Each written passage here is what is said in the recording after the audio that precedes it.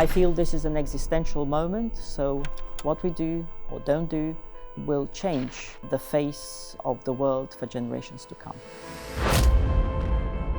Russia has attacked Ukraine. Peace on our continent has been shattered. We now have war in Europe on a scale we thought belonged to history. 9/11 changed everything.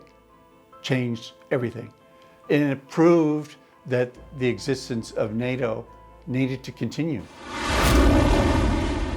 There is a responsibility to protect, and I think that showed, certainly in the Western Balkans, the importance of concerted international action.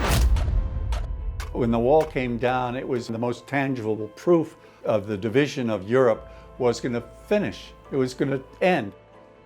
It's really fantastic for everyone that these absolutely milestone changes occurred, and we can now say that Europe is a free part of the world.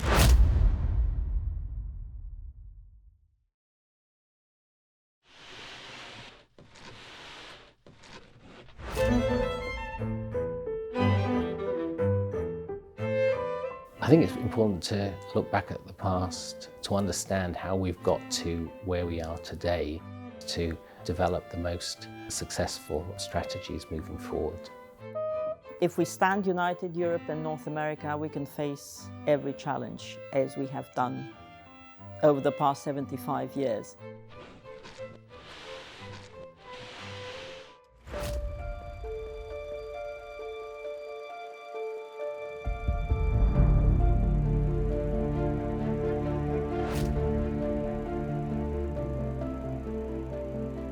The other half of the walnut, as President Truman described it, was the security side, and the promise from the United States at that time that it would intervene in the event of a European war, so we wouldn't see a return to US isolationism as we had in the wake of World War I.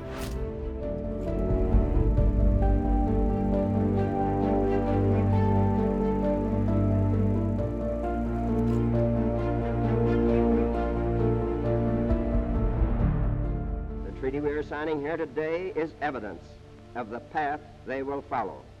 It is the will of the people of the world for freedom and for peace. It was extraordinarily important, the creation of the alliance, and has been since then, because it's the only organization that offers hope that peace can become a real possibility, not just regionally, but more far-reaching than that.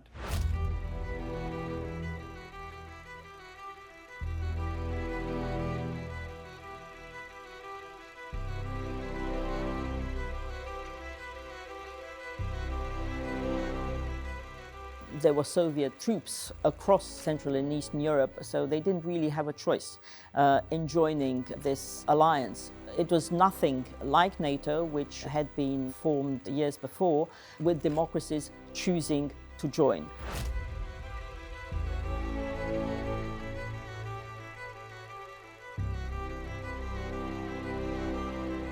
But I think what's key here with the Berlin Wall and what Churchill dubbed the Iron Curtain is actually how little contact there was for so many years between Eastern and Western Europe. And people growing up on both sides of the Iron Curtain had the threat of mutually assured destruction.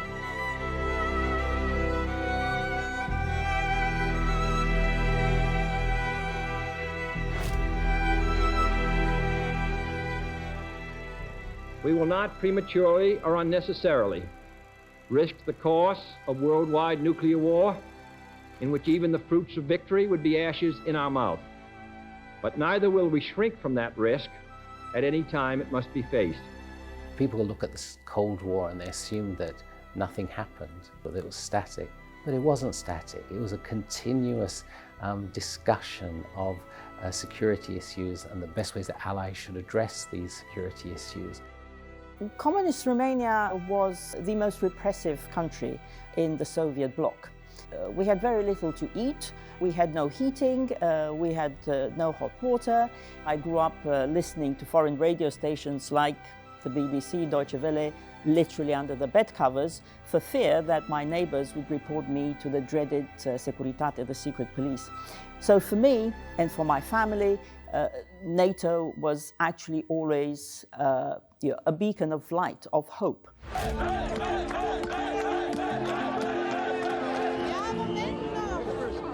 I spent 2.5 years commanding a company on the inter-German border. In 1973, as a captain, I took my company to see the Berlin Wall, and we went into East Berlin through Checkpoint Charlie. Those under Soviet control were very somber. When the wall came down, it was a huge, huge event. Peace had a chance. Peace really had a chance. Those were dramatic and amazing moments, just to see the happiness that freedom can bring to people.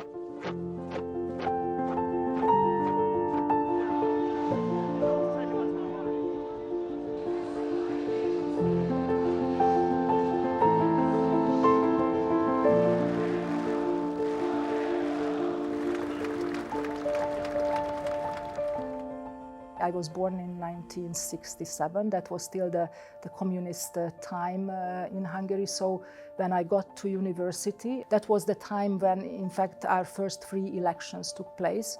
And all of a sudden, there was quite a huge change afterwards.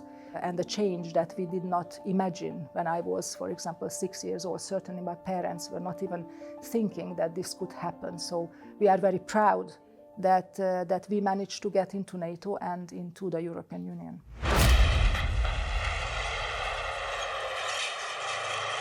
I was a reporter in 1991 when the war broke out. So I started reporting from Yugoslavia when it was Yugoslavia.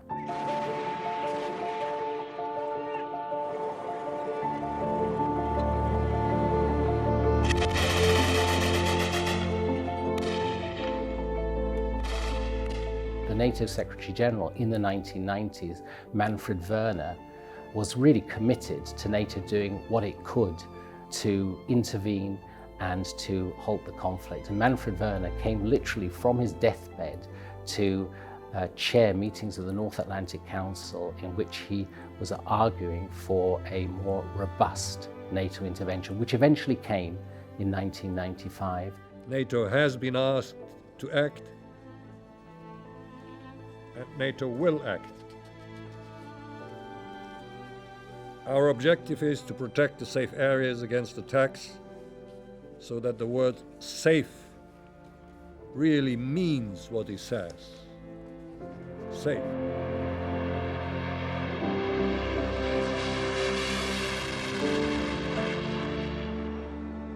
The NATO operation was the key to ending the Bosnian War in Bosnia and Herzegovina.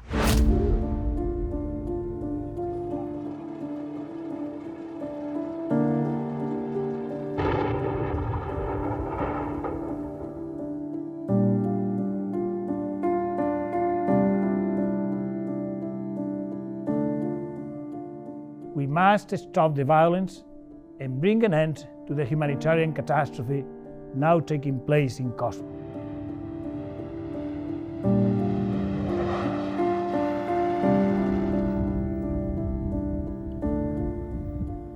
That was a very clear response to avoid ethnic cleansing in Kosovo. So there is a responsibility to protect, and I think that showed, certainly in the Western Balkans, the importance of concerted international action at an early stage.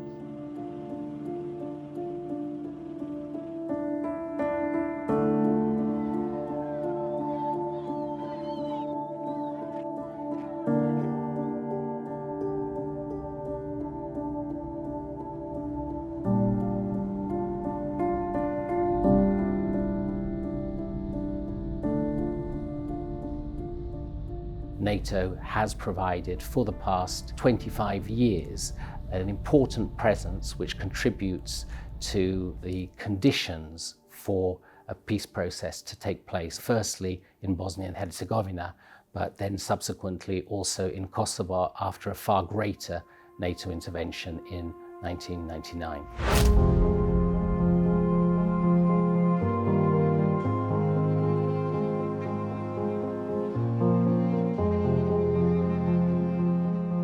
We had the accession of the first three former communist countries, Poland, the Czech Republic and Hungary, joining in 1999. And then in 2004, 7 more countries joined in what was known as the Big Bang accession. And being there and watching the flags of Romania, but all the other countries that joined at the same time, was probably one of the most emotional moments in my life. These were countries that were part of the European, the Euro-Atlantic family that had been kept apart for so many decades, who are now coming home. The countries who wished to join NATO after the Cold War were those countries who believed they had their sovereignty taken away from them, and they would look to NATO as a guarantor to protect them so that they would maintain that sovereignty in the future.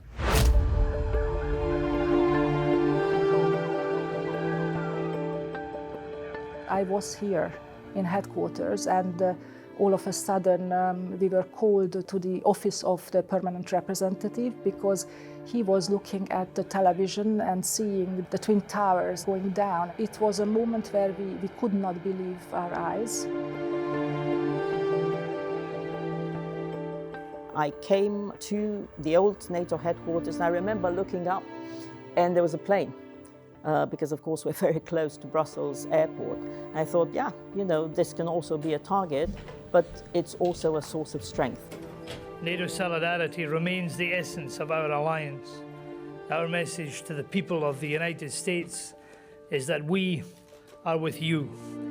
Our message to those who perpetrated these unspeakable crimes is equally clear.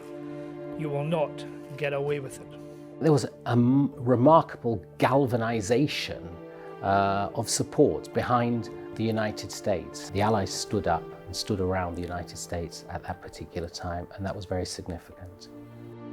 That was really a huge wake-up call that business as usual, obviously, wasn't going to continue.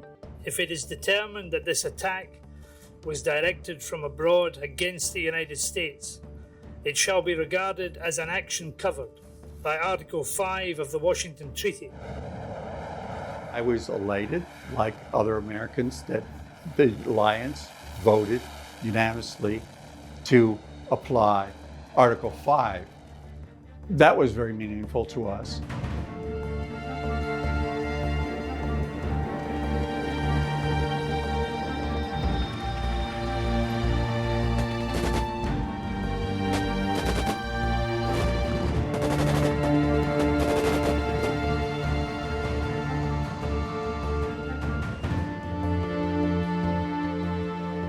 There has been no other terrorist attack on our nations from Afghanistan. That security objective was achieved. The mission morphed into something closer to democracy building, and I think we were not able to achieve that goal. And I think we've also learned a lot from that mission.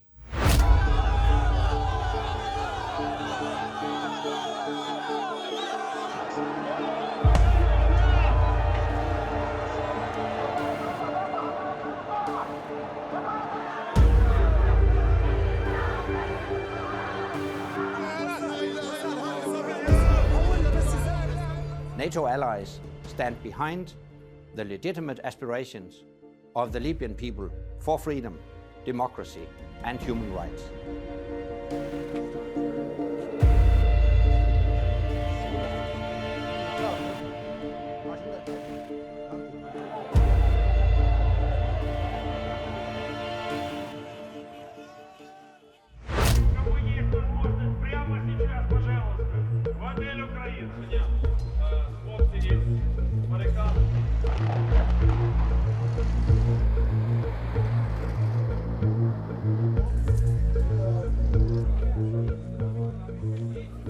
I remember being at NATO headquarters practically all the time. There was very intense discussions. How do we know that those little green men in uniforms without insignia are actually Russian soldiers? But for the first time, we started using satellite imagery much more deliberately. We were exposing Russia's plans, Russia's intentions, and Russia's actions on the ground.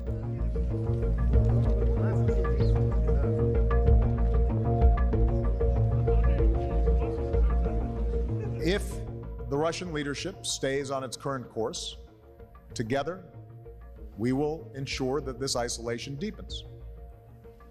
Sanctions will expand, and the toll on Russia's economy, as well as its standing in the world, will only increase.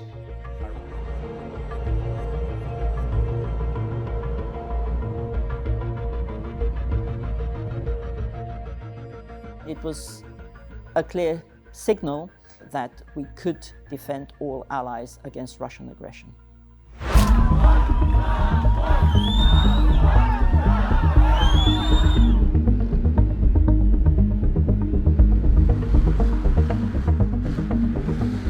We are at the grave moment for the security of Europe. Russia is attempting to turn back the clock by force, to re-establish a sphere of influence, and to undermine the global rules that have kept Europe safe for decades. When somebody from here asked me, will Russia attack Ukraine? My answer was no, that's not possible. I mean, they cannot be this short-sighted, for sure not. This is not going to happen. And I could not believe that in the 21st century there would be a war like that. We knew what Russia intended to do. We could see them amassing their troops, so it was clear that an invasion was imminent. NATO was prepared to defend all allies, to send a very clear message that we would defend every ally and that we would continue to support Ukraine. Allies which were once part of the Soviet Union and the allies which were once Warsaw Pact countries are understandably terrified at the prospect of a resurgent Russia. And this was obviously the reason that they were so eager to join NATO, for protection against the kind of existential threat that Ukraine is now facing.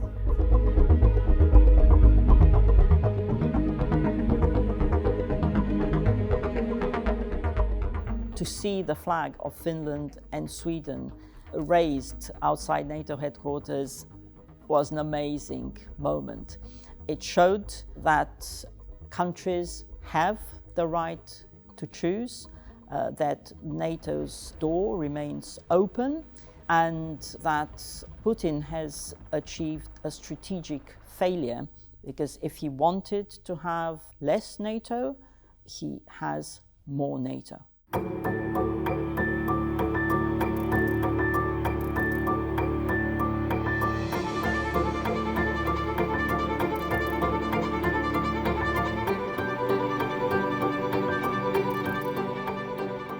For me, joining NATO was not a career step, it was a mission. And even if I'm retired now from NATO, it remains a cornerstone of who I am. Once you become a member of this alliance, you immediately feel the gravitas of that. And you know, that's what NATO is about. So if one ally is threatened, then everybody is making sure we are helping that ally, and one for all for one. Above all, it is a forum for debating security issues and building consensus among allies. This alliance is strong. This alliance consists of countries that have worked together for decades. That's what NATO is, more than anything.